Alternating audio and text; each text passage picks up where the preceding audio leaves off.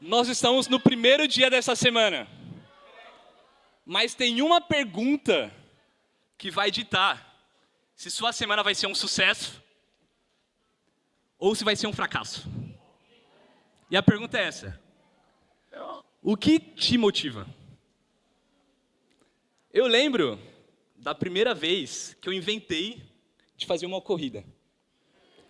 E eu pensei, não, vai ser tranquilo. Eu vou correr ali por volta de 5, 6 quilômetros, tranquilo. Nunca corri antes, mas eu sou jovem, então vai ser de boa. Estou preparado. E aí eu fui correr. E foi algo interessante.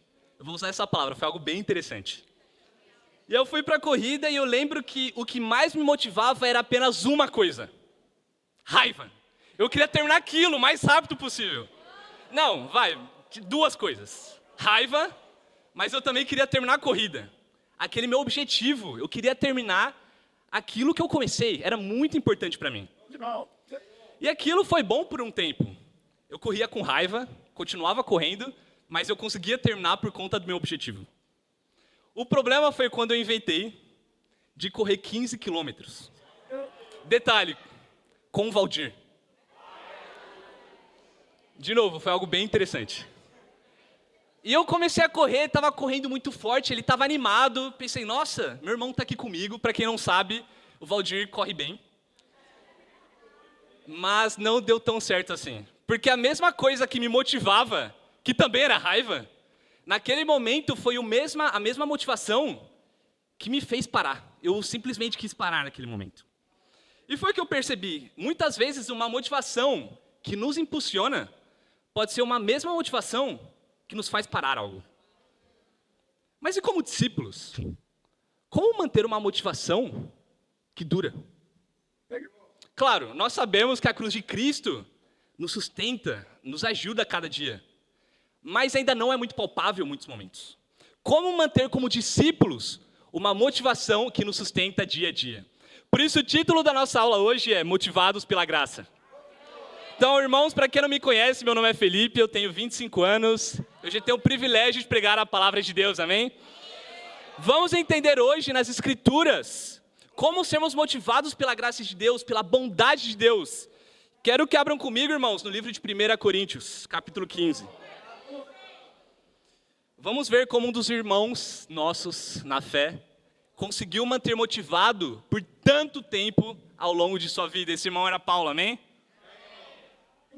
Por que Paulo? Porque ele era pecador, então ele entendia a graça.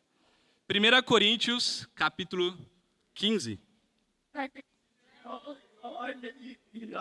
Versículo 9, a Bíblia diz o seguinte: pois sou o menor dos apóstolos, e nem sequer mereço ser chamado apóstolo, porque persegui a igreja de Deus. Mas pela graça de Deus, sou o que sou, e sua graça para comigo não foi inútil.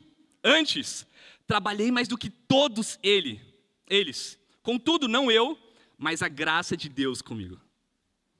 Irmãos, Paulo era alguém incrível. Para vocês terem ideia, se formos pensar, ele escreveu aproximadamente 3/4 das cartas do Novo Testamento. Ele conhecia muito sobre Deus. Ele conhecia muito, ele era um apóstolo. Mas é muito interessante como ele se retrata aqui. Ele fala, eu sou o menor dos apóstolos. Talvez pensarmos na realidade hoje, sou o menor dos líderes. Mas é interessante porque logo em seguida, ele comenta dizendo o seguinte: mas a sua graça não foi inútil para mim. Portanto, o que ajudou Paulo nesse momento não era o cargo dele. Não era o que ele fazia, as coisas que ele pensava. Eles consideravam o menor de todos eles. Mas ele entendia que ele era motivado apenas pela graça de Deus, amém? E é isso. A sacada que ele teve é: nós somos salvos pela graça de Deus. Não é pelas coisas que fazemos, ou pelo tanto que eu penso que eu consigo pelos meus talentos, mas é o que Deus pode fazer através da nossa vida. Isso foi cerca de 53, essa carta que ele escreveu, 53 a 55 anos depois de Cristo. Vamos fazer o seguinte, vamos avançar um pouco na linha do tempo e ver como Paulo se enxerga novamente, depois de alguns anos. Abram comigo em Efésios capítulo 3. Estão comigo, irmãos? Eu realmente acredito que o nosso zelo pela palavra de Deus pode ser mais animado, amém? Vocês estão animados? Amém. Estava com saudade de um culto congregacional com toda a minha família. Efésios capítulo 3, vamos no versículo 7. A Bíblia diz: deste evangelho me tornei ministro pelo dom da graça de Deus, novamente a graça, a mim concedida pela operação de seu poder. Embora eu seja o menor dos menores de todos os santos, foi-me concedida esta graça de anunciar aos gentios as insondáveis riquezas de Cristo. Olha que interessante. Anos se passaram e agora Paulo não fala que ele é o menor dos apóstolos. Ele fala que ele é o menor de todos os santos. Irmãos, isso significa que anos se passaram, mas agora Paulo não se enxerga apenas o menor entre os líderes. Ele se enxerga o menor entre todos os discípulos. Por que isso aconteceu? Porque ele entendia a graça de Deus. Quanto mais ele entendia da graça de Deus, mais ele entendia que ele não era salvo pelo que ele fazia. Ele entendia que tudo que ele conquistou, tudo que ele conseguiu, foi pela graça de Deus. Ou seja, quanto mais anos na fé ele tinha, mais ele entendia que ele era mais pecador. Mais ele entendia que ele precisava da ajuda de Deus para manter seu coração convicto naquilo que era importante. Isso foi por volta de 60, 62 anos depois de Cristo. Agora o ponto é, como será que Paulo se enxergava mais alguns anos na frente? Novamente, abram comigo no livro de 1 Timóteo.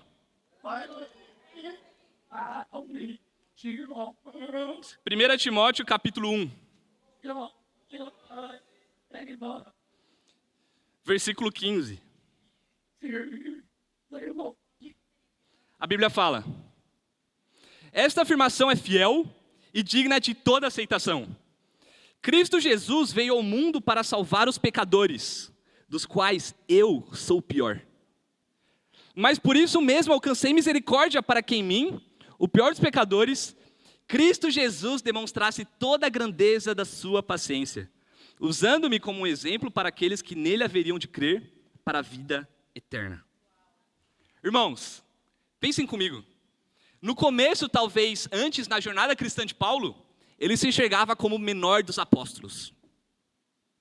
Passaram-se anos, e agora ele fala, não sou só o menor dos apóstolos, eu sou o menor de todos os discípulos. Mas agora, reparem só, nessa carta, Paulo fala o seguinte: eu sou o menor entre todos os pecadores. Que humildade, irmãos. Que humildade de entender que Paulo, que nós enxergamos hoje como uma das maiores referências para toda a vida cristã, não só entendia a graça de Deus, mas ele era humilde para reconhecer que quanto mais tempo na fé ele tinha, mais ele reconhecia o quão pecador ele era e mais precisava da graça de Deus. Irmãos, esse é o princípio da graça cristã. Quando nos batizamos, temos a oportunidade de vivermos como discípulos para Deus, amém? Entendermos que fomos perdoados de todos os nossos pecados. Mas somos pecadores ainda.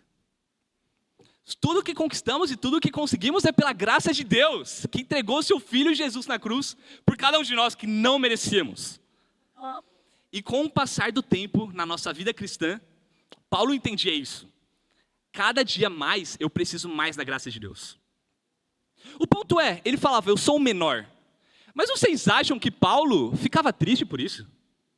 Vocês acham que Paulo ficava depressivo, deprimido, por pensar que ele era o menor dos apóstolos, menor dos discípulos, ficava se fazendo de coitado? Não, irmãos. Paulo, ele era tão convicto e tinha um relacionamento tão profundo com Deus, que isso era a convicção maior da vida dele, de que justamente por isso ele era mais abençoado. Ele era mais abençoado porque ao longo da vida cristã, ele entendia que tudo que Deus fornecia a ele era necessário para a vida dele. Agora o ponto é, irmãos, como discípulos, como nós podemos ter essa convicção na nossa vida e não deixarmos esse pensamento da nossa vida humana nos depreciar, nos deixar para baixo? Como ter essa convicção, irmãos? Vamos aprender isso nessa noite. Abram comigo, nessa manhã, perdão. Tô animado, já tô achando que é de noite aqui. Vamos abrir agora em Lucas capítulo 12. Lucas capítulo 12, versículo 47. Vamos ver alguns conceitos que talvez sejam dos mais mal interpretados na Bíblia. Lucas capítulo 12, versículo 47.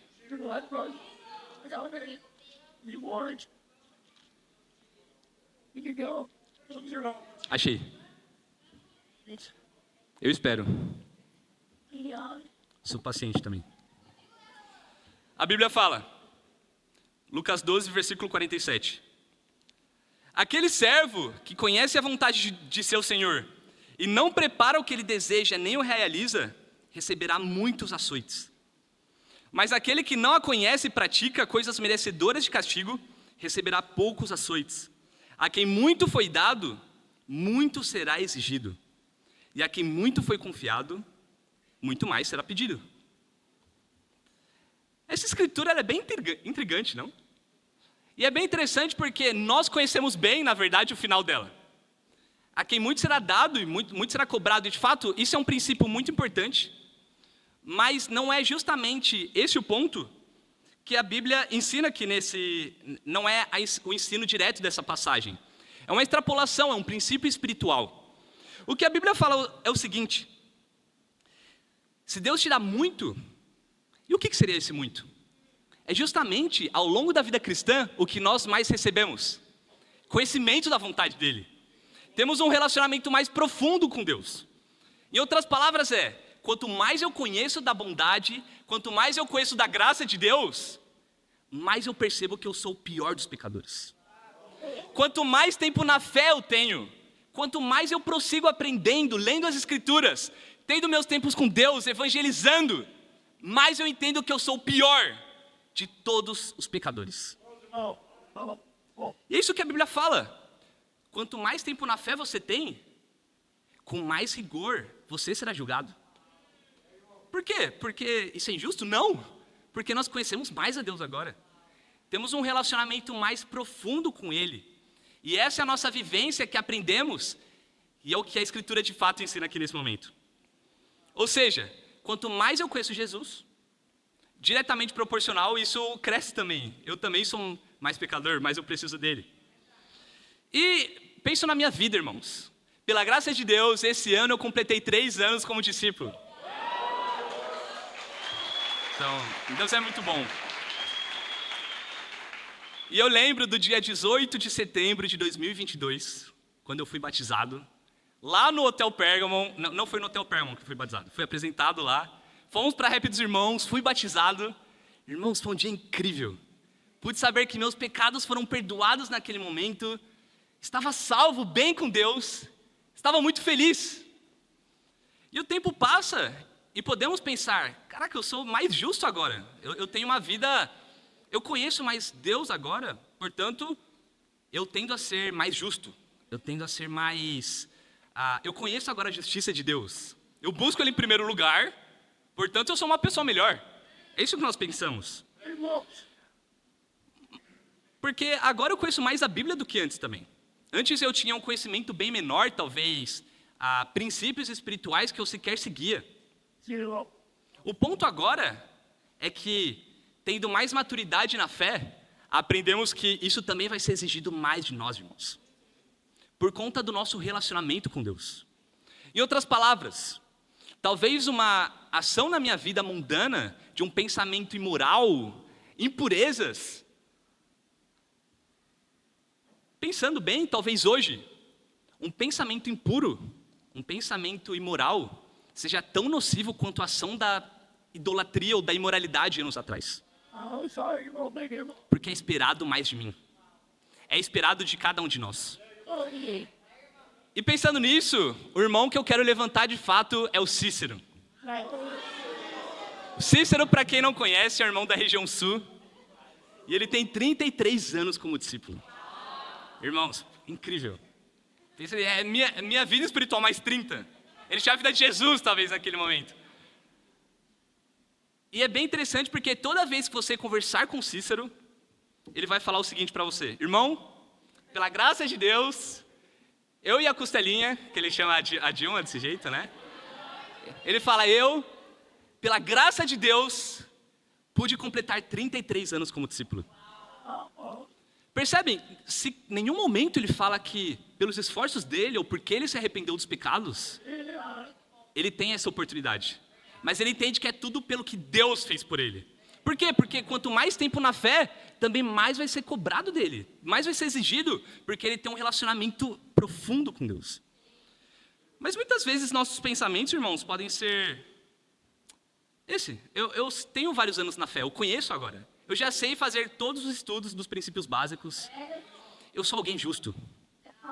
Eu sou alguém que conheço das escrituras. Eu não sou impuro, eu não vejo pornografia, eu não uso álcool, nem drogas. Eu sou alguém justo para Deus. Então, eu tenho meus tempos de discipulado, sou aberto. Eu sou uma pessoa muito boa. Mas olha o que a Bíblia fala no livro de Lucas, capítulo 18.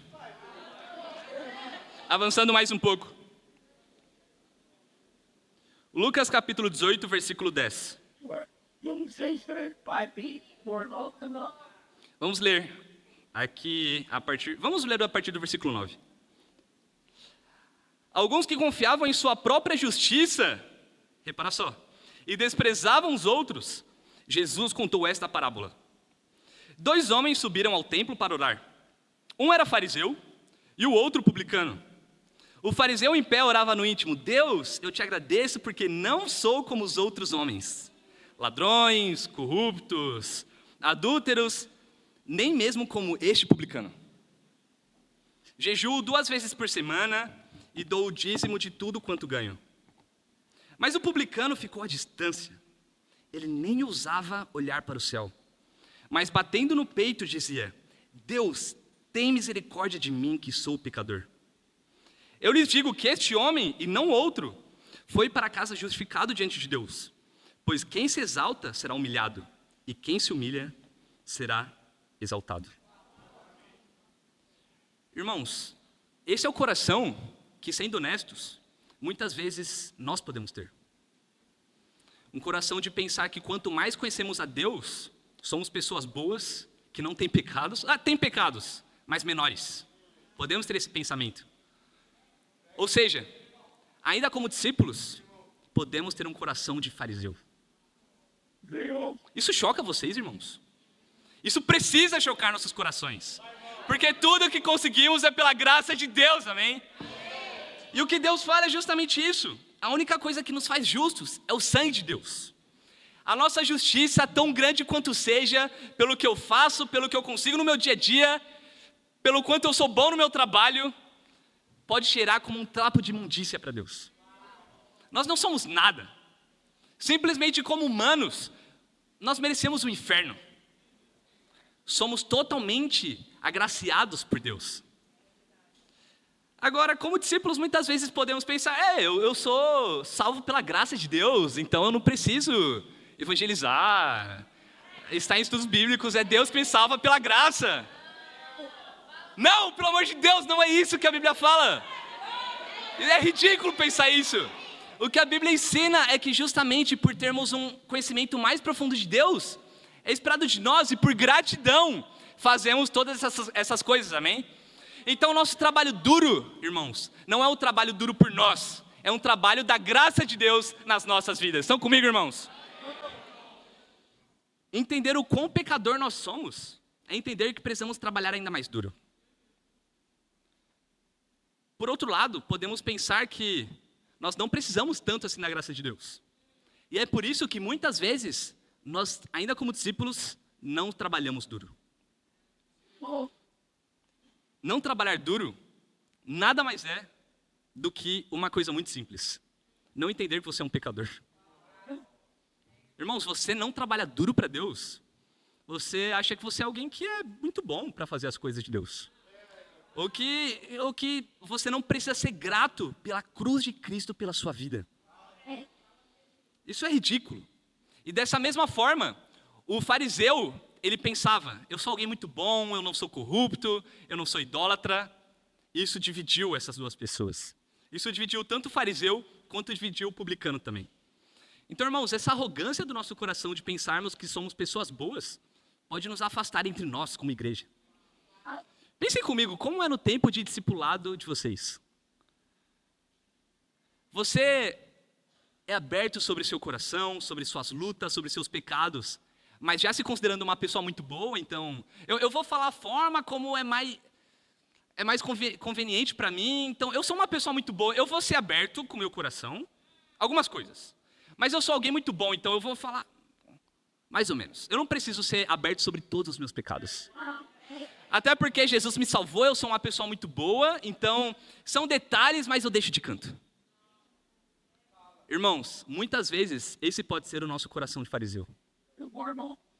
O que Deus espera de nós é justamente, quanto mais tempo na fé, eu sou o pior.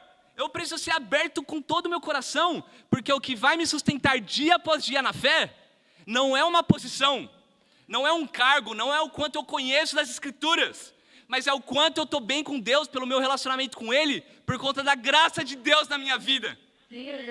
Irmãos, isso é o que precisa nos sustentar a cada momento. O reino de Deus não é a companhia de Deus, não é a corporação cristã de Deus, não é isso. O ponto é que podemos pensar e pensar na nossa performance. Em vários momentos o que nos move é de fato a nossa performance, quando por outro lado o que deveria nos mover é a graça de Deus.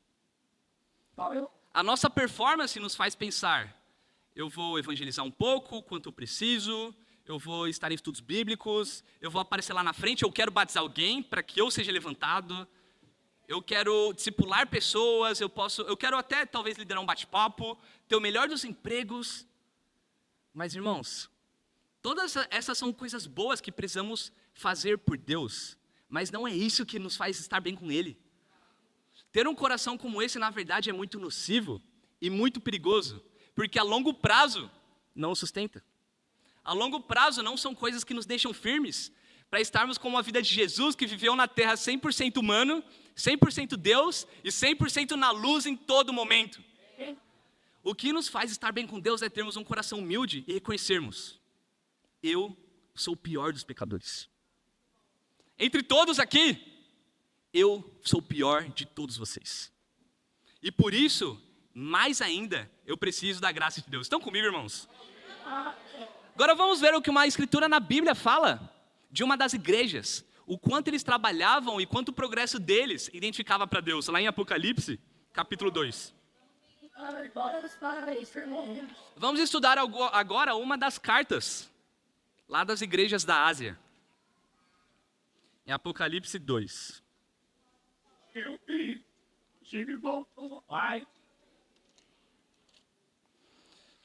Apocalipse 2, versículo 1. A Bíblia diz: ao anjo da igreja em Éfeso escreva: estas são as palavras daquele que tem as 7 estrelas em sua mão direita e anda entre os 7 candelabros de ouro. Conheço as suas obras, o seu trabalho árduo, eles trabalhavam duro, e a sua perseverança, eles perseveravam. Sei que você não pode tolerar homens maus, que pôs à prova os que dizem ser apóstolos, mas não são, contra falsas doutrinas, e descobriu que eles eram impostores. Você tem perseverado e suportado sofrimentos por causa do meu nome, e não tem desfalecido.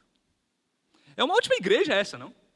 Porque é o que nós queremos do nosso coração. Talvez é o que nós queremos para a nossa igreja evoluir e crescer ainda mais. Sermos cada dia mais comprometidos com a obra. Trabalharmos duro. Perseverarmos. A nossa performance. Agora o ponto é o que a Bíblia continua dizendo no versículo 4. Contra você, porém, tenho isto. Você abandonou o seu primeiro amor. Irmãos, nada vale se não tivermos um relacionamento profundo com Deus. E era esse a fraqueza da igreja de Éfeso. Eles perseveravam, eram contra falsas doutrinas, era uma igreja muito comprometida, mas eles tinham abandonado o primeiro amor deles. Qual que é o problema, então? Que com o passar do tempo, podemos pensar que somos discípulos ótimos. E não queremos ser vulneráveis, não queremos ser humildes como Paulo foi, por exemplo. Mas tem uma solução para isso, amém? Como ter a solução? Voltar ao primeiro amor. E quando eu penso em primeiro amor, eu penso em jovens discípulos. Então, jovens discípulos, de fato, são pessoas que muitas vezes sabem de nada o que está acontecendo. Não sabem sequer liderar um estudo bíblico. E é incrível isso, porque eles têm um coração muito animado para Deus. Eles têm um coração muito animado para fazer de tudo.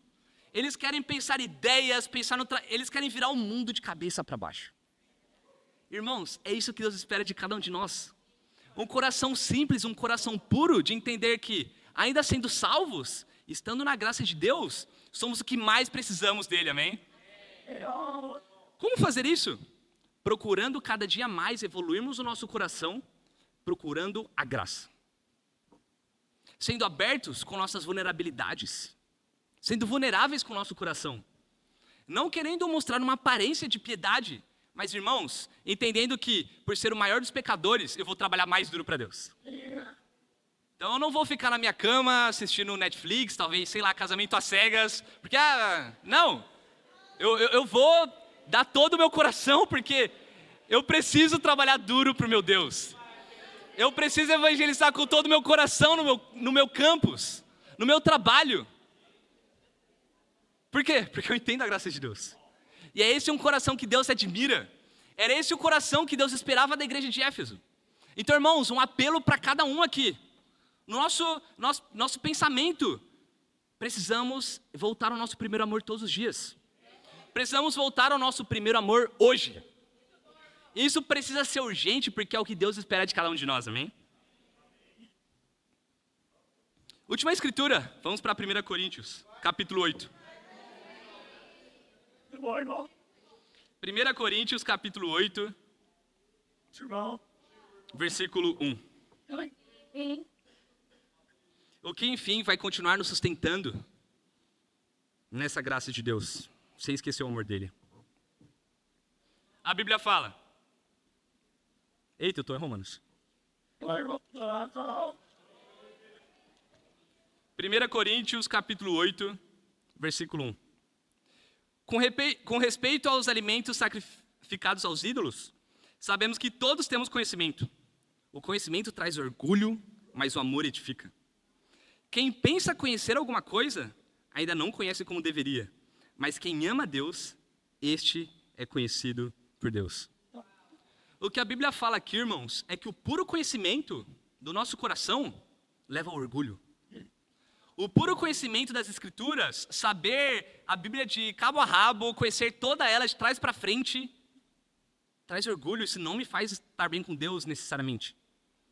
O que edifica o reino é o amor das pessoas pelo reino.